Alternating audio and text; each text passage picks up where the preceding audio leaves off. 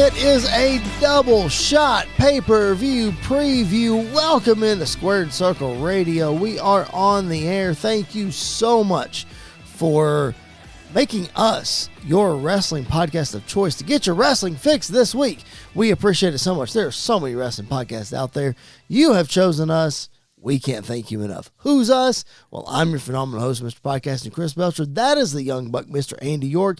We are here for you each and every Tuesday and Thursday, wherever you find your podcast and on our YouTube channel. Andy, if this is your first time checking us out, it's going to be a loaded show to introduce them, right? Oh, yeah, it's going to be a wild show to be introduced on. We got not just one massive pay-per-view this weekend, but we've got two. Making Memorial Day weekend the second probably busiest weekend out of the year outside of WrestleMania. Yep. Which is wild. But, yeah, it's going to be a lot of fun to dive in and to talk about all the things surrounding both shows. Yeah, it's going to be great. We're going to dive into both WWE King and Queen of the Ring as well as AEW Double or Nothing. So again, if this is your first time checking us out, welcome to the show. We would appreciate it. Our social media handles are on the screen, so make sure you give us a follow and make sure you subscribe wherever you find your podcast.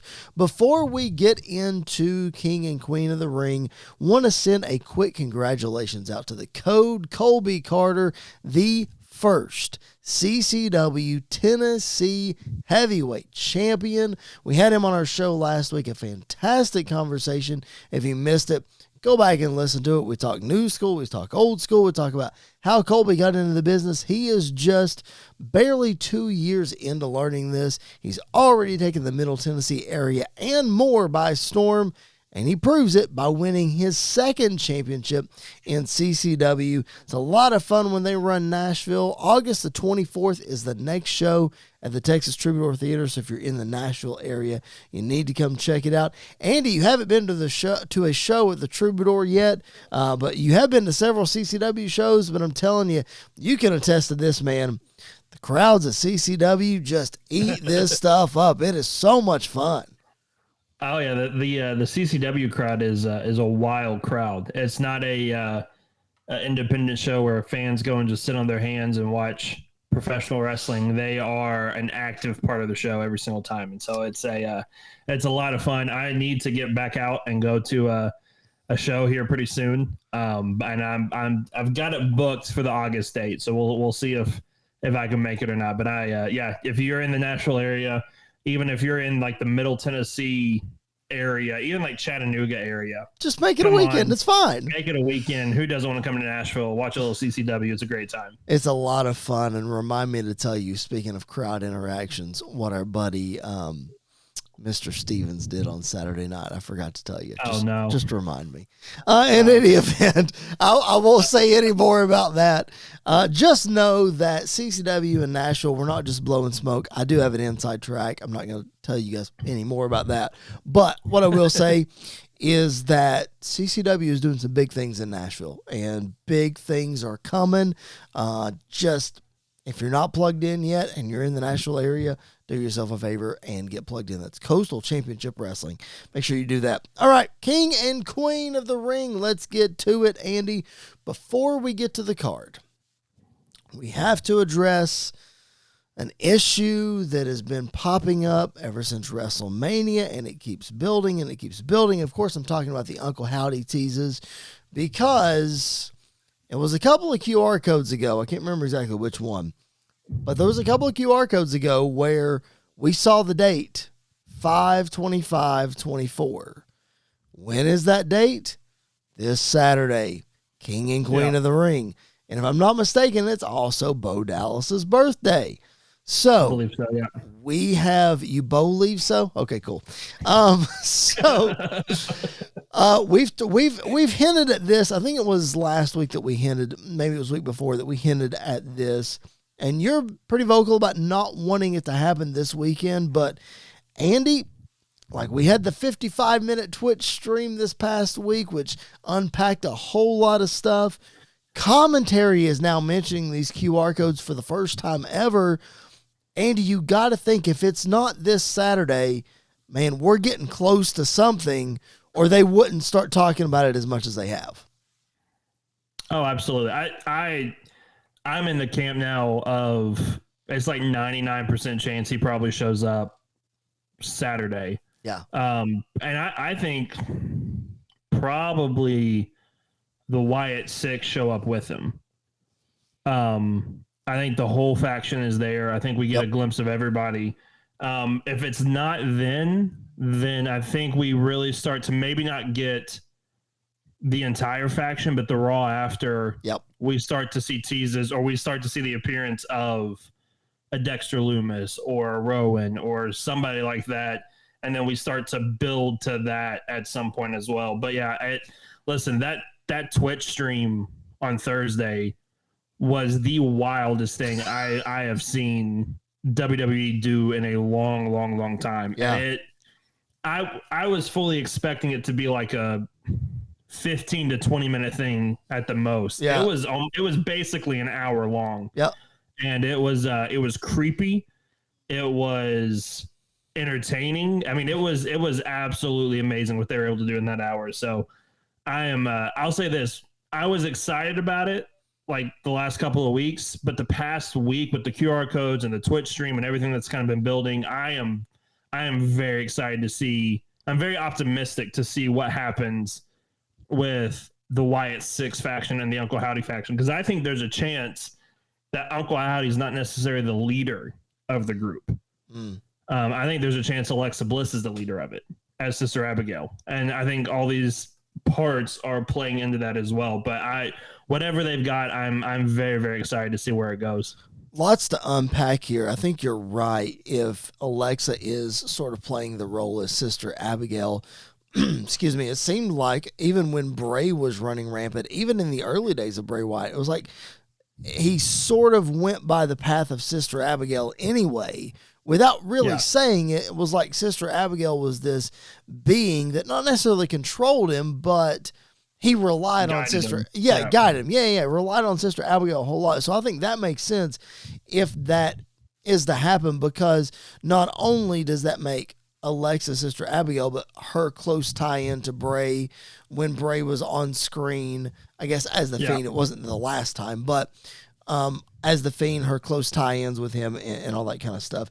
Speaking of Bray, Corey Graves mentioned it on commentary. He said, we know what happened last time we saw these QR codes.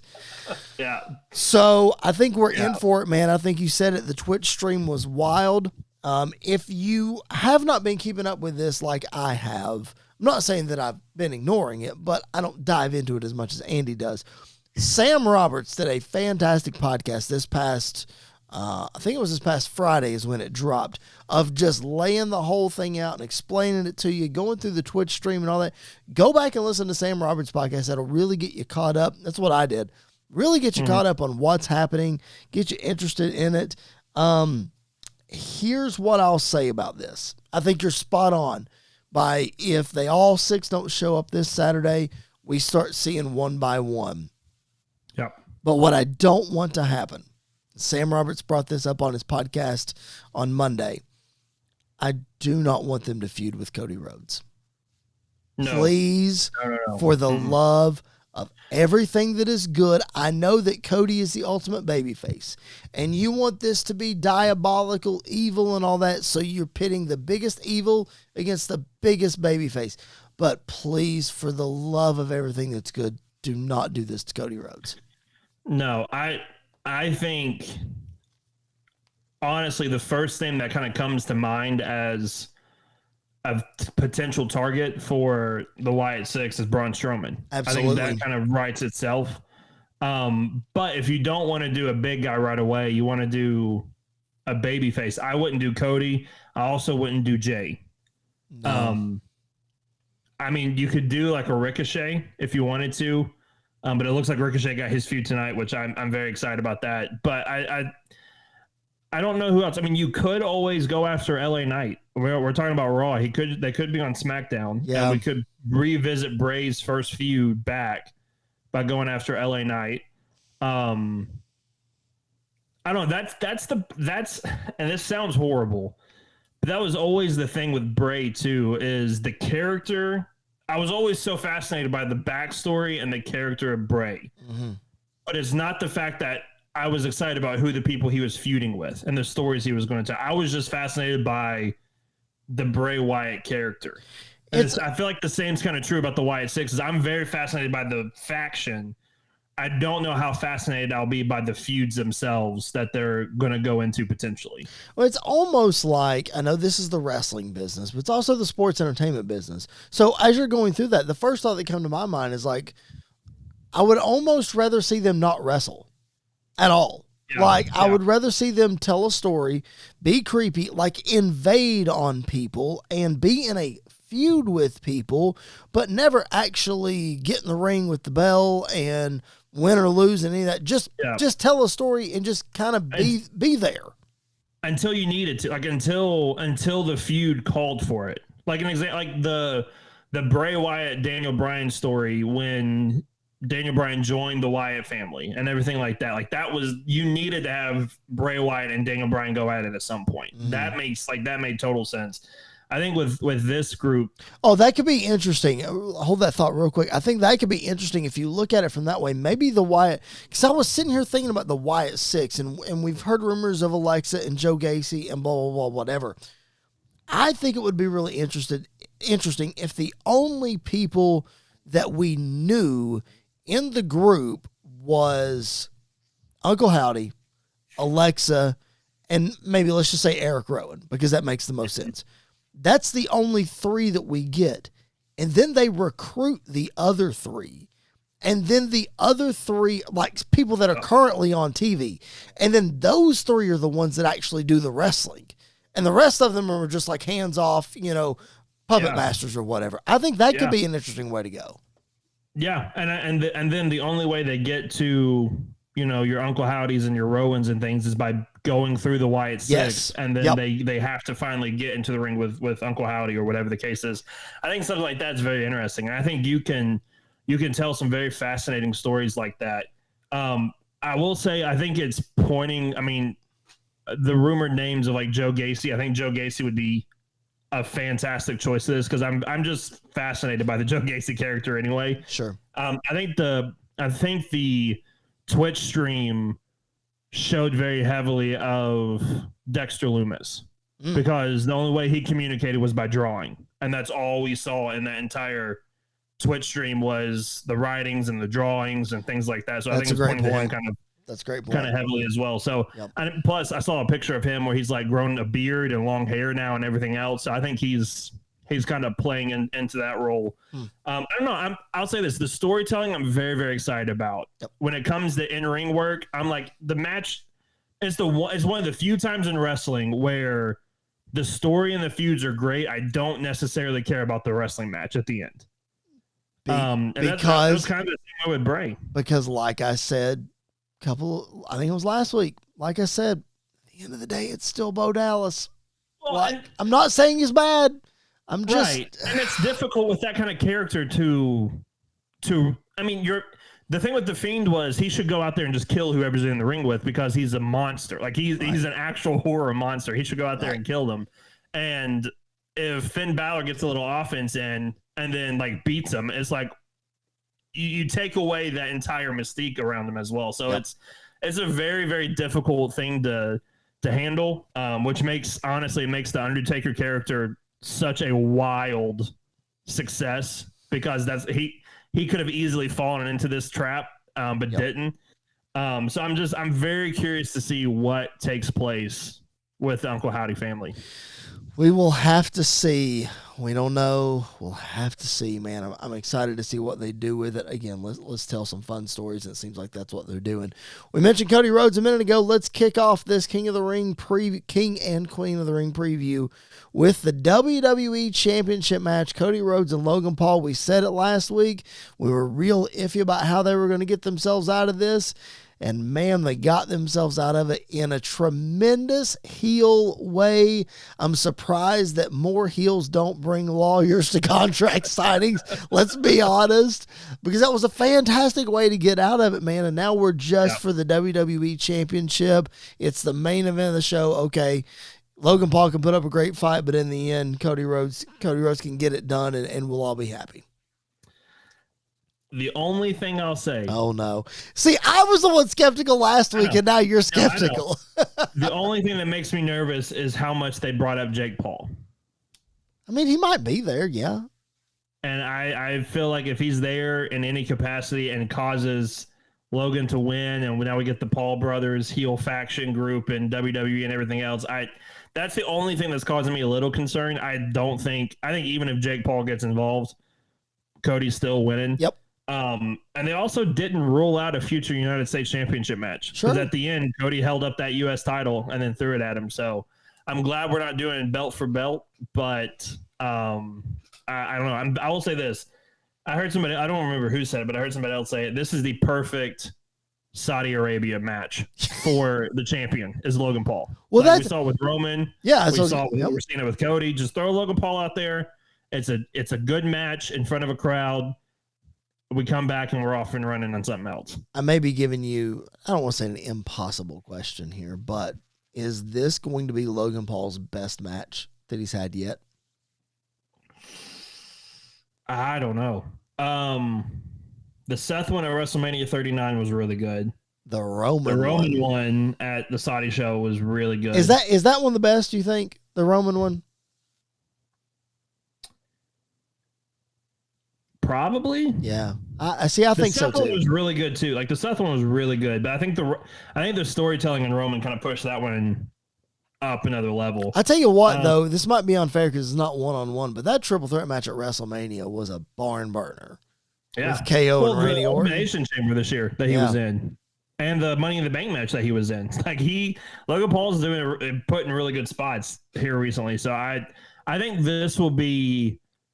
I don't know if it'll be Logan Paul's best match, but it'll be one of his best match. And honestly, I wouldn't be shocked at the end of Cody's run if Logan Paul versus Cody isn't one of Cody's best matches that he's had kind of in this list. Because the AJ Styles one is going to be hard to beat right now, but you never really know what could happen. Okay.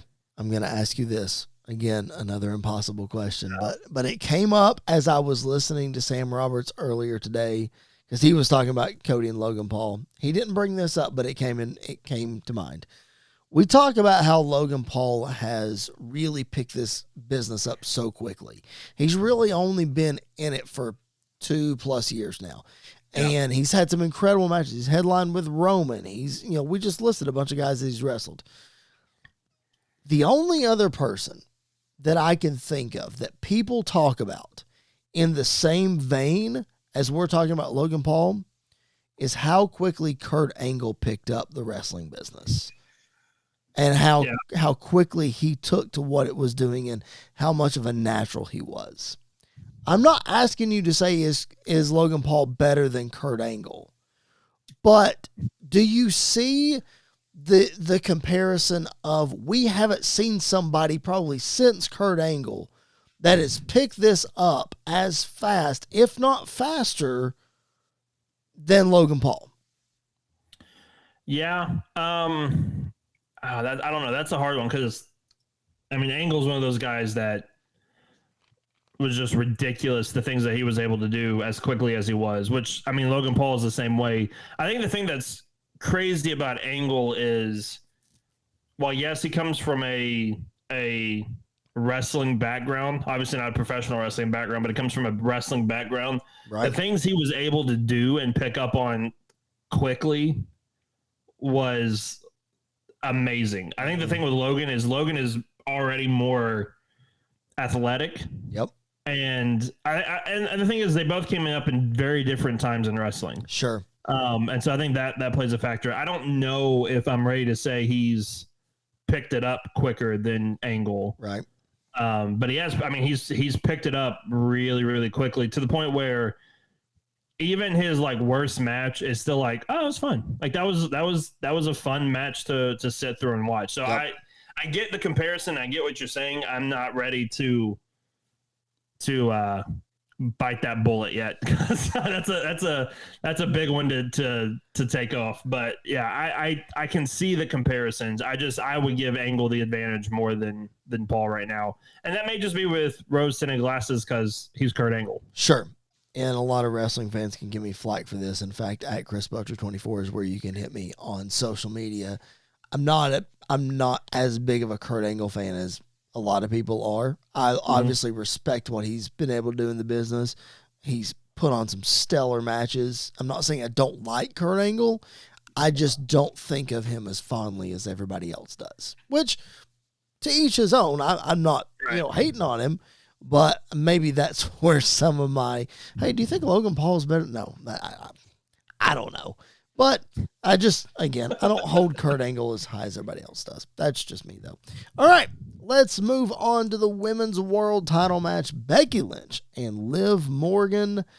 No word, at least that I've read, and maybe you can shed some light on this, if Becky has re-signed or not. And if she has not, that means that contract is coming up at the end of this month. So that could tell you right now what the finish is. I don't know. What do you think?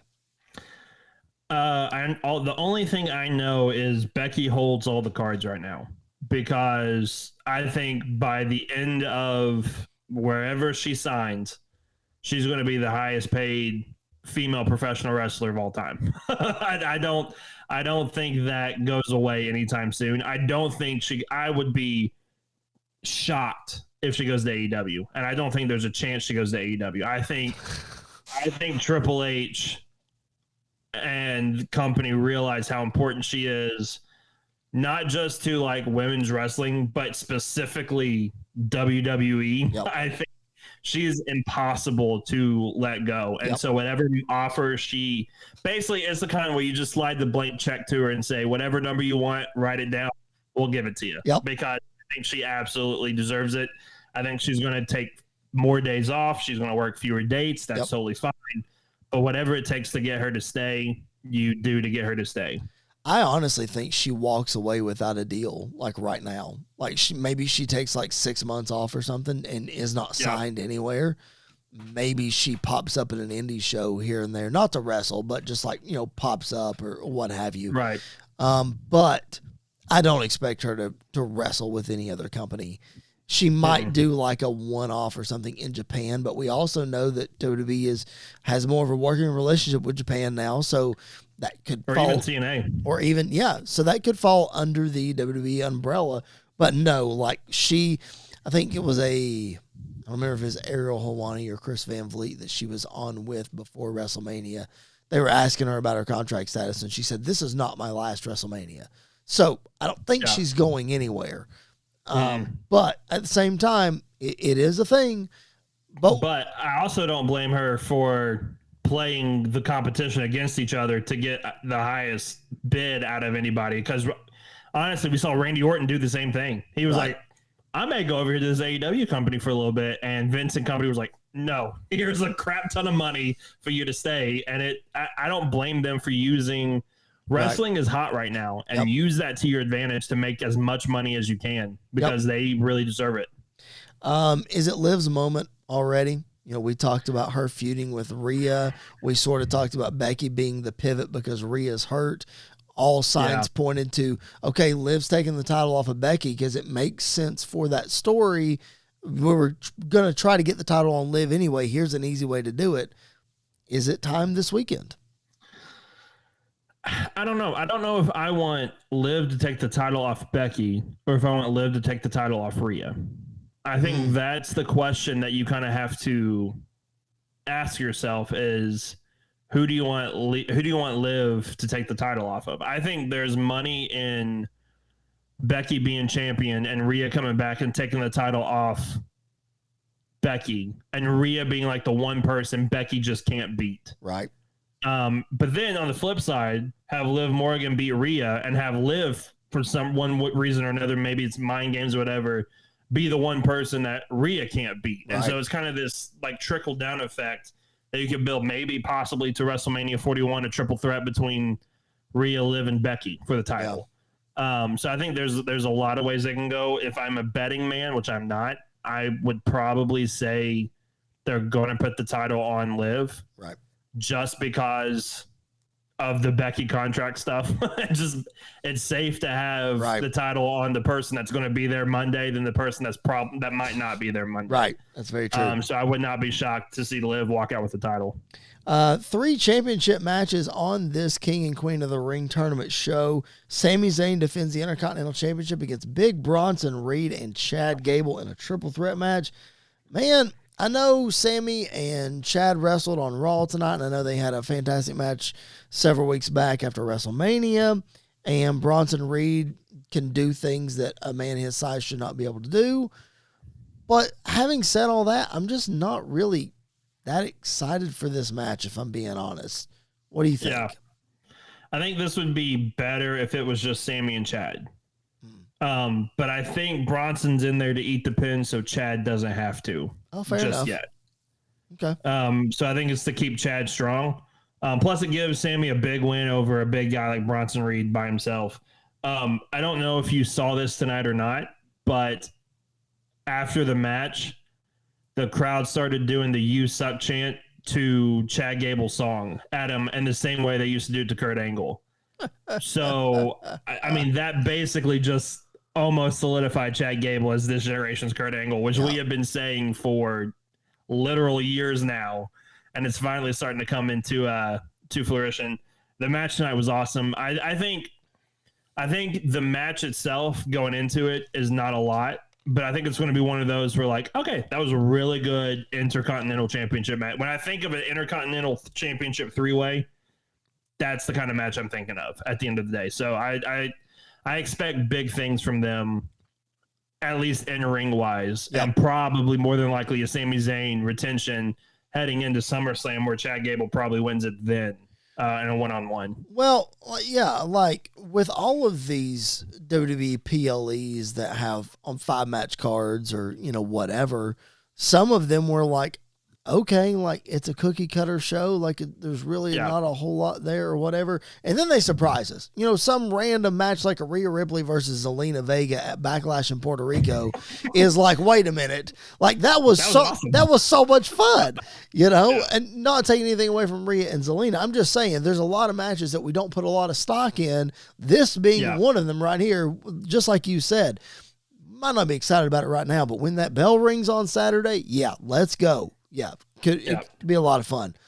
All right, King and Queen of the Ring tournament finals. We are set on the Raw side for both. Let's talk about the women first.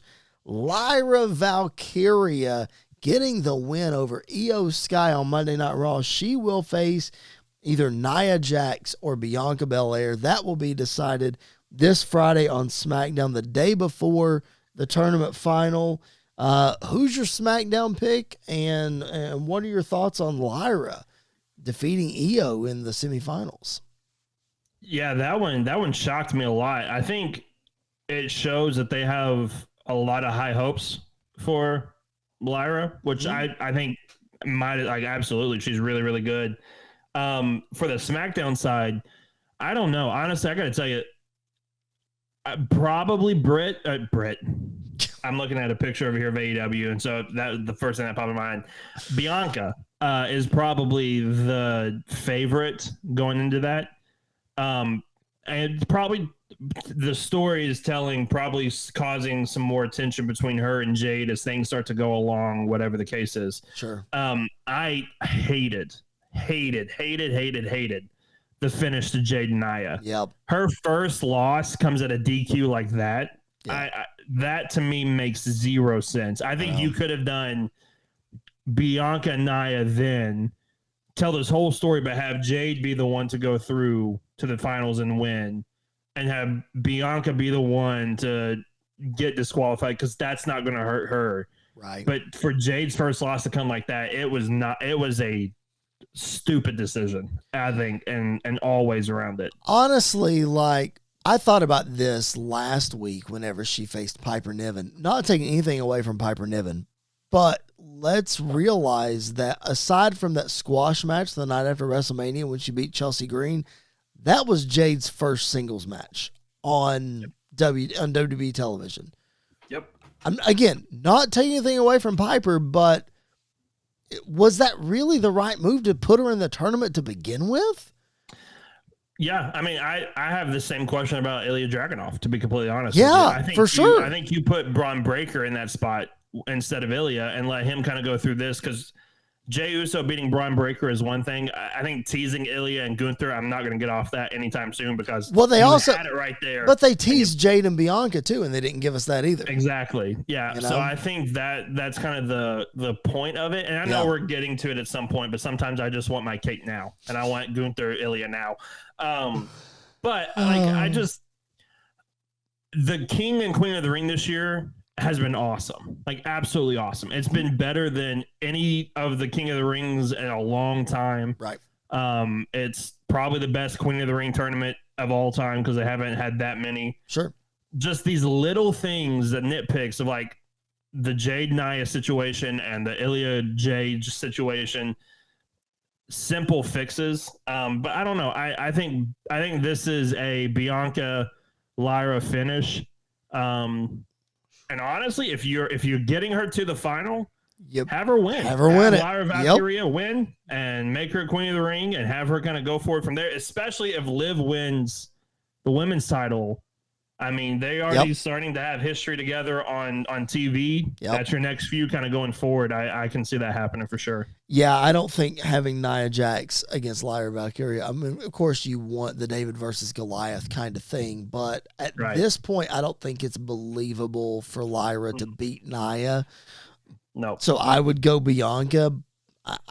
But then again, if Bianca beats Lyra and they shake hands at the end, you know, sign of respect, whatever, Bianca winning drives a wedge between her and Jade even more, and you know, you keep telling that story. So I think you can get to Lyra Liv without Lyra winning.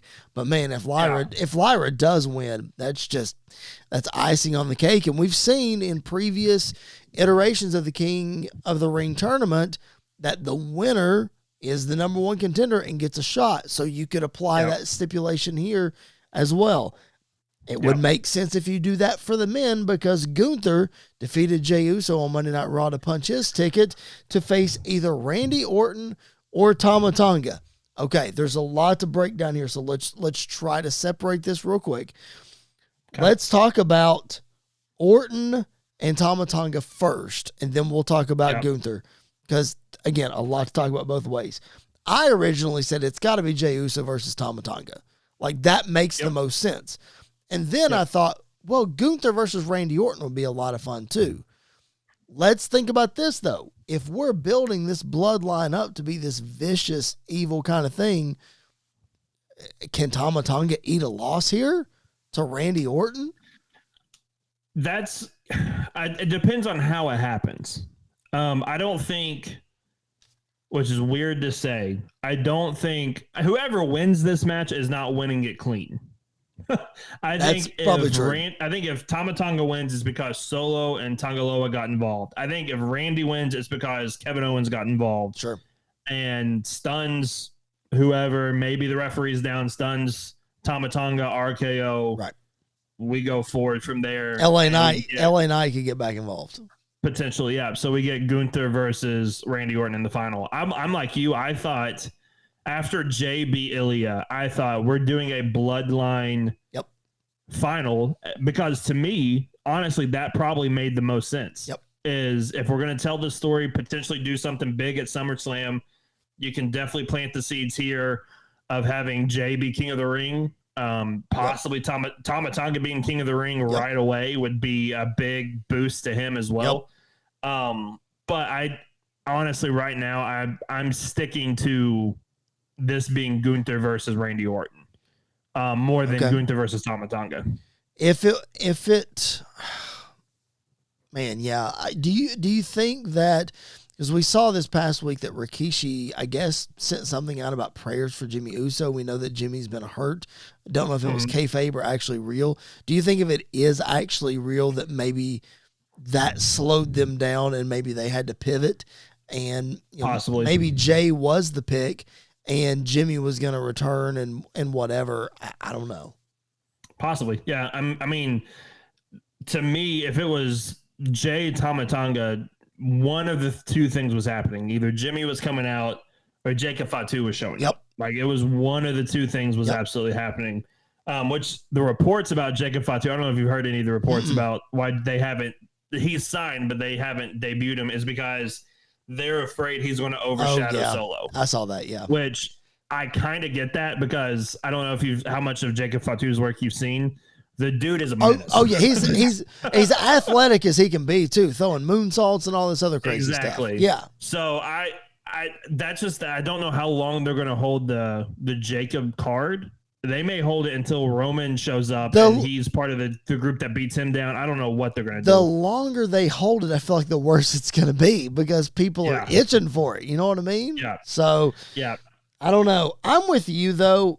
I think as much as I hate for Tama Tonga to eat this loss to Randy Orton, I think it's probably going to happen because I think Gunther Randy is the safest bet for the tournament final.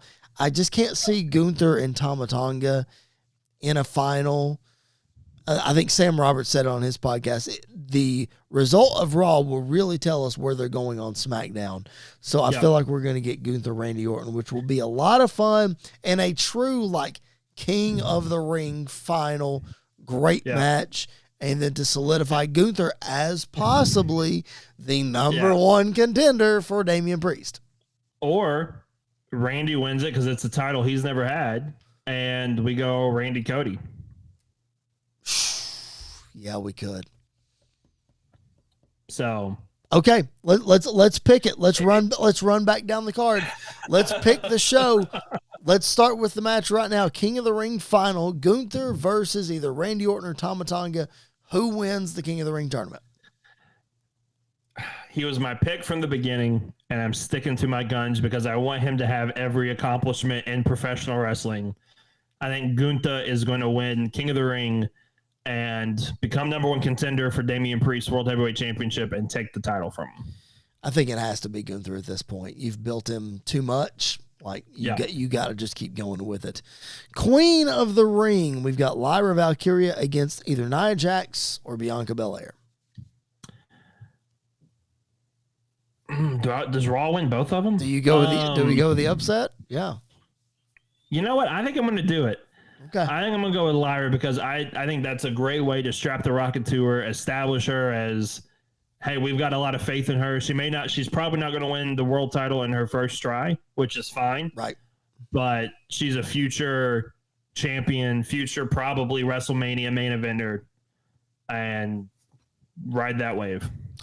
I'm going to go with the easy layup and say Bianca Belair wins.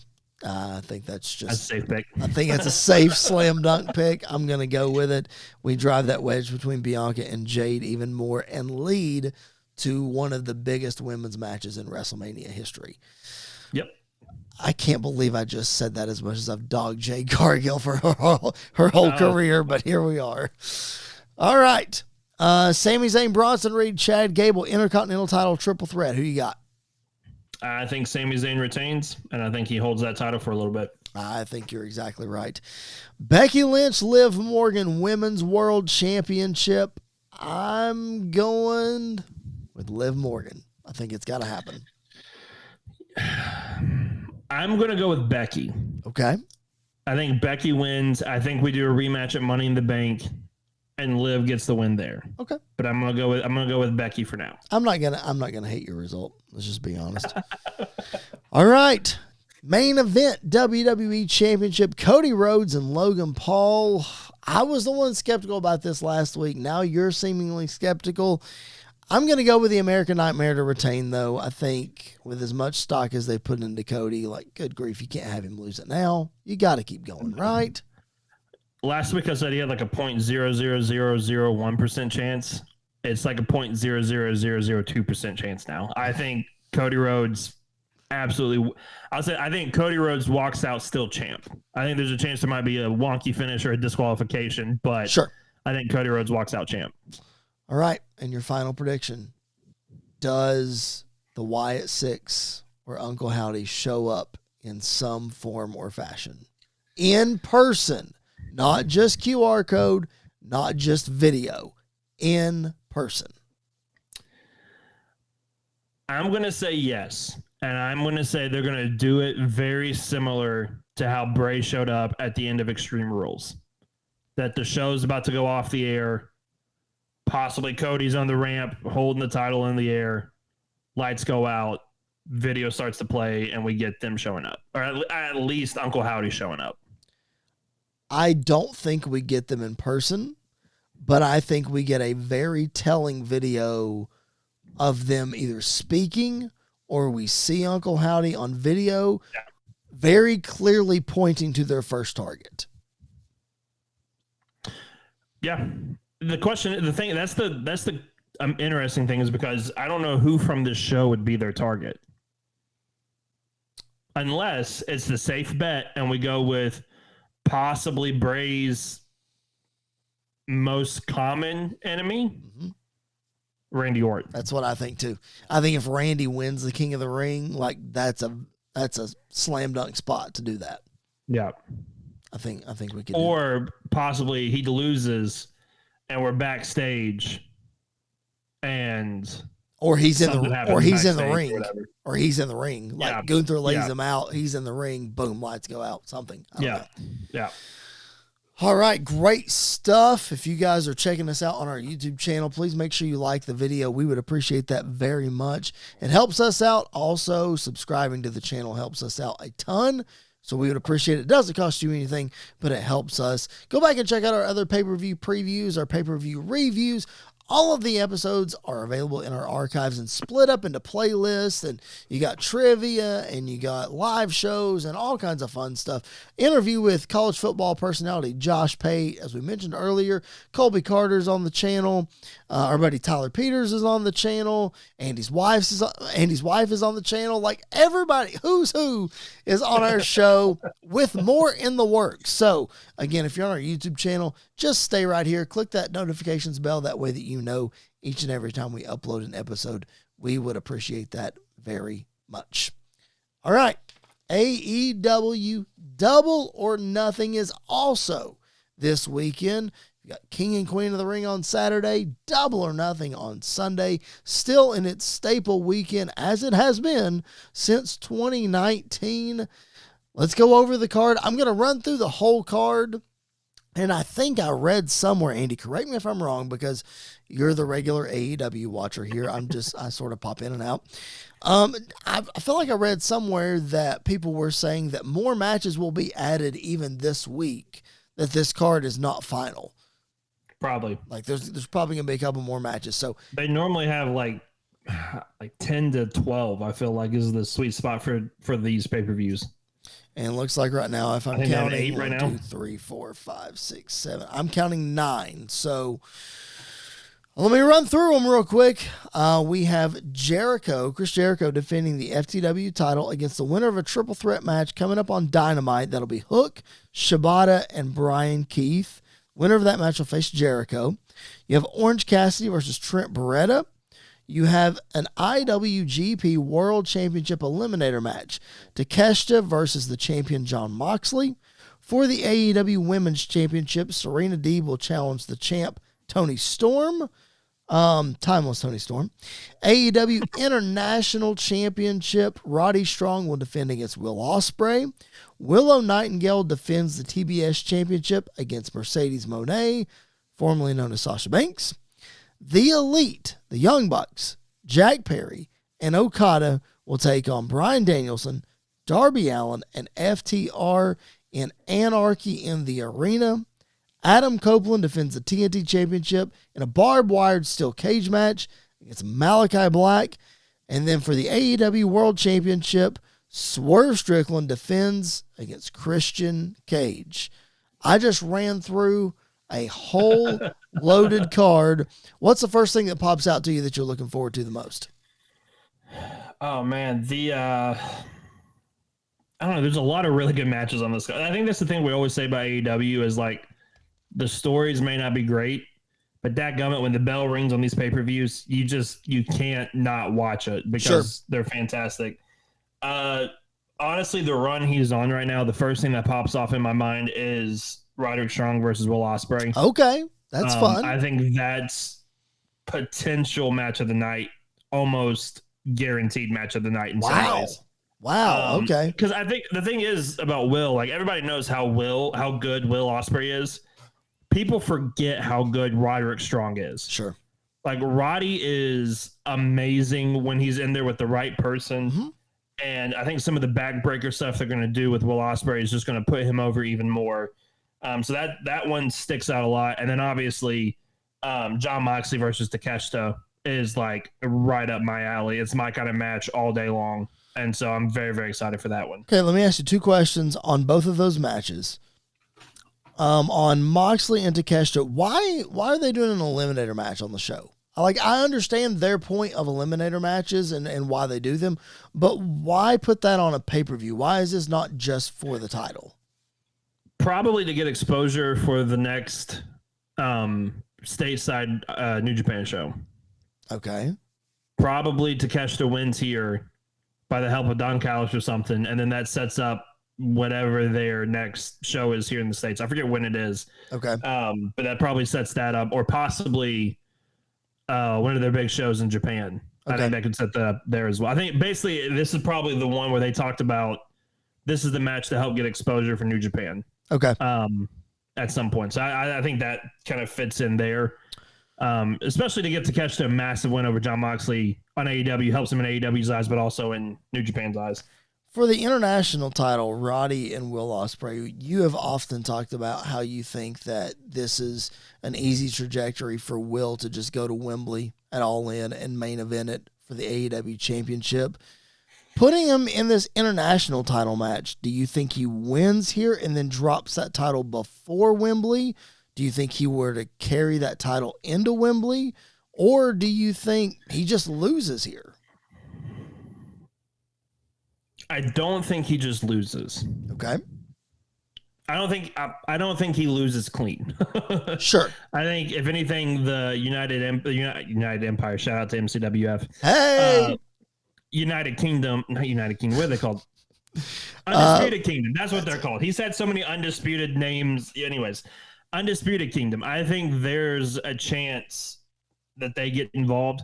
I think this could also be a way to set up Will Ospreay versus Adam Cole whenever he comes back. See, that's what I was thinking too, but I don't know what Cole's status is, so I didn't want to really speculate. And really, I didn't really. He was never going to walk again, and then the next show he was walking out on stage. So right. I think they're kind of playing it up a little bit. Sure, I just don't want to like this. We talk about AEW long-term planning, and sometimes it's too long. So I don't want to say like, oh, this is going to set up Adam Cole, but Adam Cole's not going to be ready to go till January. You know what I mean? Right. And be like, well, no point in it, right? Right. I don't know. I think there's a really good chance he walks out with that title. Okay. To potentially then just turn around and drop it to an Adam Cole at some point. I'm still on the belief that Will Ospreay is walking into Wembley in the main event for the AEW title. I can see that. I'm going to have to see a lot to convince me otherwise that is happening. Mercedes Moné and Willow Nightingale. I understand this matchup was the last matchup for Mercedes before she got her ankle injury. You know, Willow saying that I walked out a winner. You didn't walk out at all, blah, blah, blah, whatever. This is for the TBS championship, not for the AEW Women's Championship. So do you think this is a situation where Mercedes is coming in? I would think she's going to win this match, but do you think putting the TBS title on her rather than the women's title to maybe like bring prestige to it like Christian did for the TNT title? What do you think here? Yeah, I think it's a great way to give her a championship, help make it prestigious, while also keeping her out of the main event scene for now. Okay. Like the main event world title scene for the women. I think this is another one that could be a sleeper match of the night. I think Mercedes is fantastic and Willow Nightingale is fantastic as well. So I think this one could be a lot of fun. But yeah, I believe this is where Mercedes gets the win.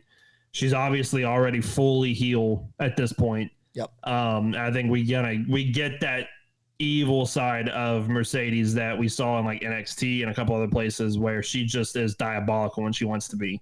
And I think we see that here. Anarchy in the Arena, a match that we always look forward to at this show.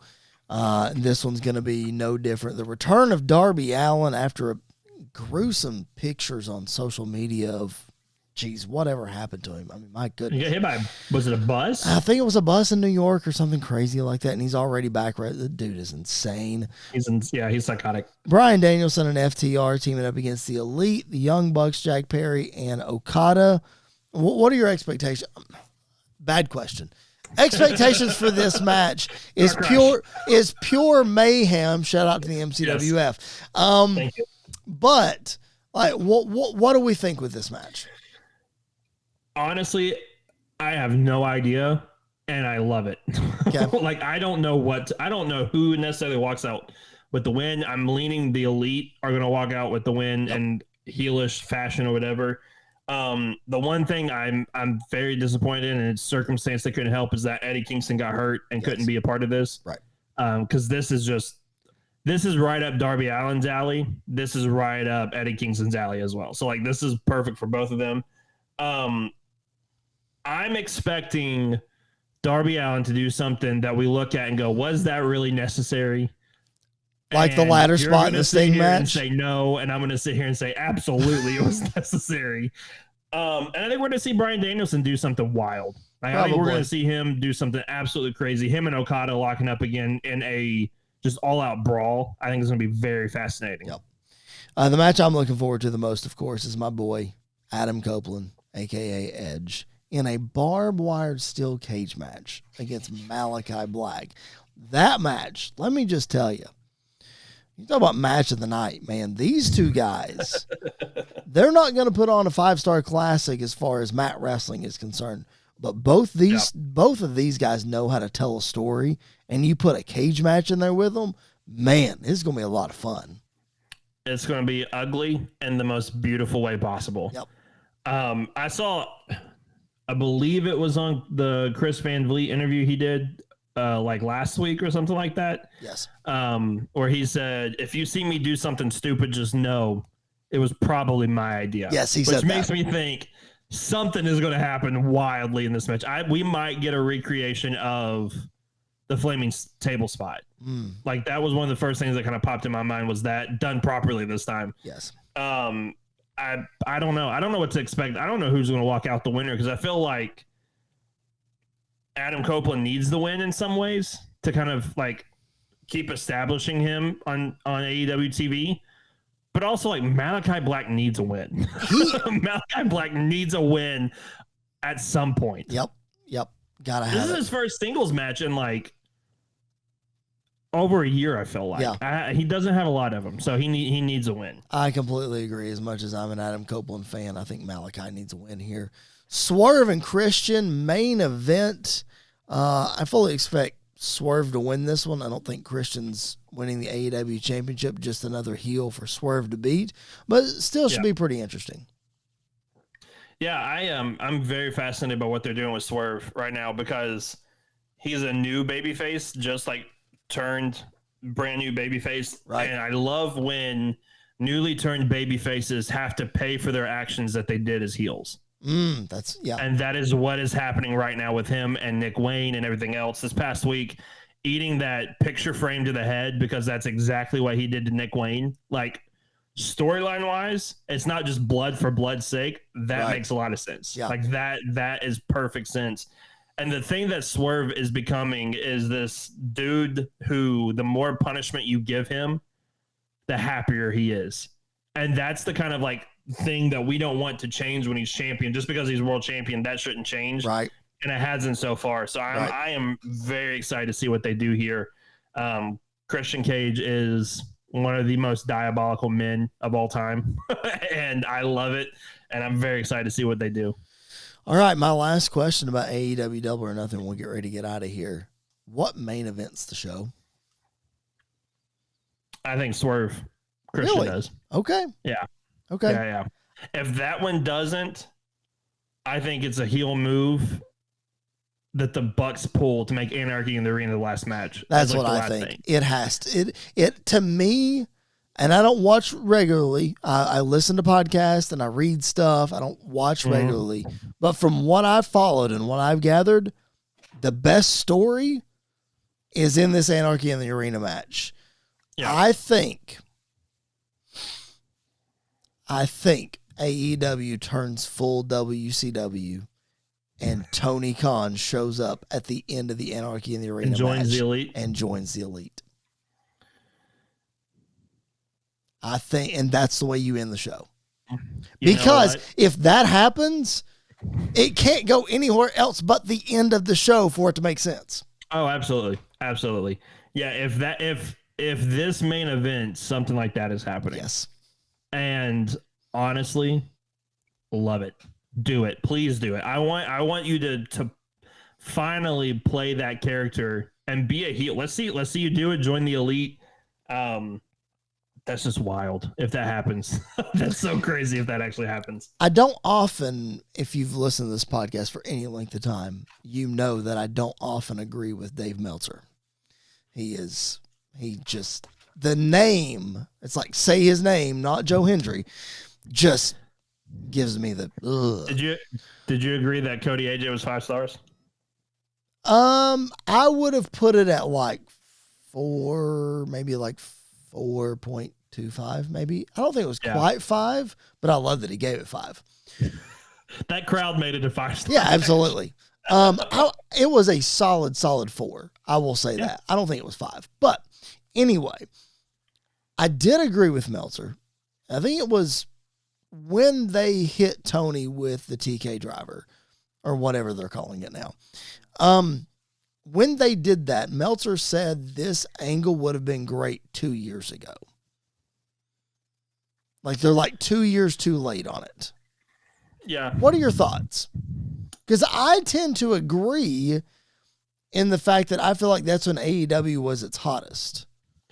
Yeah, I agree that's when they were their hottest. However, I think the backstage stuff and the Punk stuff makes this the perfect time to do this.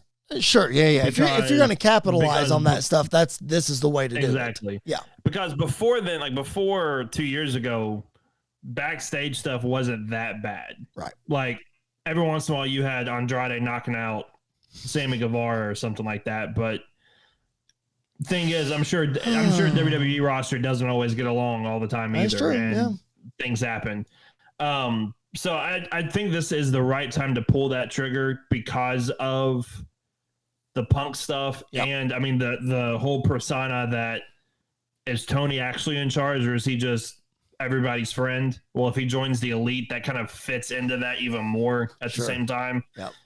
So I get what he's saying, but I feel like if you would have done it 2 years ago, it wouldn't have the effect that it's having now. Sure. It's a perfect storm now. Like if you're going to do it, now's the time to do it. Which I don't think they ever planned to have like Tony be an on-screen character or anything like that. And maybe he won't. Circumstances made it happen. And maybe he won't be going forward. Maybe that was a one-time deal of him taking that bump and that's it. But then how do you get payback for that? How do you tell that story? How do you exactly? Does he send some CM Punk back? No, Drew's contract will run out eventually, and then he'll sign Drew, and then I will say this. I love that Drew's back in WWE. However, I just want a month of him in AEW just to see the promos he would cut still feuding with Punk in AEW would be wild. Oh, that would be pretty interesting. Oh my goodness. Well, that's AEW Double or Nothing. It's going to be an interesting show. It's going to be a loaded weekend. If you guys that are listening to us, if you're listening on SportsWire Radio, thank you for doing that. Make sure you keep supporting SportsWire Radio. Tom and the crew over there do a fantastic job of covering you with all your sports content. It's our exclusive partner. It always has been. It always will be. Tom treats us great over there. He plugs our stuff all the time. We could never repay Tom for as much as he promotes us and plays us. So we appreciate Tom and the crew very much. And if you're listening on SportsWire Radio, keep doing it. If you're not listening to SportsWire Radio, go check it out. sportswireradio.org. That's sports with a Z. Go check it out. It's a ton of fun. 24 hours a day, they got you covered with everything that you need. All right. That's going to do it, man. What a loaded show next week coming up. Andy, we'll recap both of these shows, talk about all the craziness that has happened and so much more as we march towards Money in the Bank is in June. Is that right? So. Or is it in July? What's AEW got in June? Do you know? Forbidden Door? Is Forbidden Door next? That June or is that August? No, it's either June or July. You'd think we'd be prepared and look this stuff up. Good grief. I'm looking right now. Give me 1 second. Okay. In any event, we're continuing to march towards pay-per-views here. So we've got you covered here on Squared Circle Radio for all of your pay-per-view needs. I see the look of intrigue on your face. Forbidden Door is June 30th. Okay. And WWE has Money in the Bank. Think so. I don't know. I'll look that up too. Just keep it locked in right here. We will keep you guys up to date on everything. Listen, we're just two guys that just love talking about wrestling, and we hope you guys are digging what we're doing. Join in the conversation at SQ Circle _radio on all the social media platforms. I am at Chris Belcher 24. Andy is at Andy _SQR. Yeah. All right. Make sure you're following us. What is it? Clash at the Castle is June 15th. Okay. I thought that was July. I got them mixed up. Okay. Money in the Bank is July 6th, and then SummerSlam is August 3rd. And then Bash in Berlin is like the August 31st. August 31st. There you go. Okay. Yep. Loaded stuff coming up. Make sure you guys keep it locked in right here. We've mentioned the MCWF a couple of times. That is our Thursday show that is available wherever you find your podcast and on podcast only. What's the MCWF, you ask? It's our fantasy booking show. Complete opposite of what we are doing right now. Nothing like what we're doing right now. Andy and I take current day rosters. We book them. We pit them against each other. Our buddy Tyler Peters moderates that show for us. We have a whole lot of fun. We are past the halfway point of season 3, but all those episodes are available in the archives. Go back and check them out. It is a whole lot of fun. Andy, man, anything else to add before we sign off? No, just ready for a very, very busy weekend of wrestling, and looking forward to coming back next week and recapping and talking all about it and seeing what made me happy, seeing what made me sad, and seeing what brought just the pure joy that only wrestling can bring. It is definitely only wrestling can evoke these kind of emotions. That's for sure. Whatever it is, we're going to be right here for you next week talking about it. Again, like the video, subscribe if you haven't already. We would appreciate it so much. That QR code on your screen, Pro Wrestling Tees. Go buy a t-shirt from our show. We would appreciate. Yeah, Andy's pointing at it right there. Go buy a t-shirt. We would appreciate it. That's Andy York. My name is Chris Belcher, and this has been Squared Circle Radio. We'll catch you guys down the road.